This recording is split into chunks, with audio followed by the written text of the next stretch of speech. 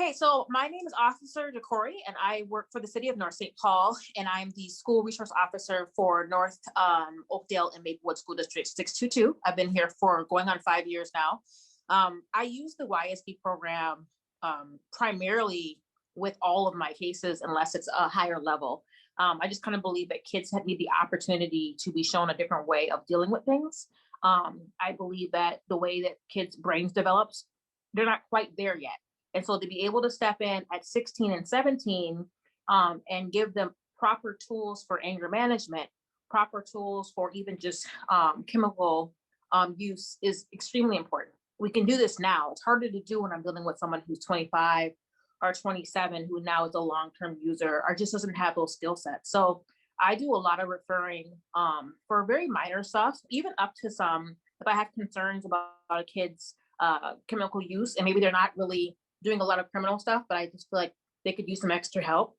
I often reach out to parents first to see what they can do. And if the parents in a situation where they can't pay for the classes, I work side by side with YSB to figure out what we can do so that those classes are available to all of my kids, whether they can pay for them or not. And so I've seen a lot of success. Sometimes kids don't go to the classes and we sit down and talk about it and figure out why we're not going, because there could be some other things going on at home of why they can't get to the classes or why they're embarrassed. So I've seen a really good success rate, and I try to refer. I don't just do one referral. If I can refer them a couple times for different programs, I'll do that as well.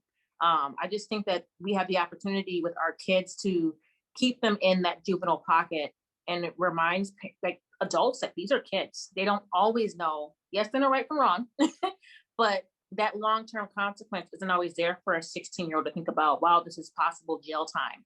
Most juveniles are in the here and now, and what I want is now. So teaching kids that this is going to come up next year, you're going to have probation or whatnot, is something that we are obligated, I think, as educators and as adults to do. So I try to use the program pretty frequently. I'm on a first name basis with a lot of the counselors. So that's kind of my history with using the program.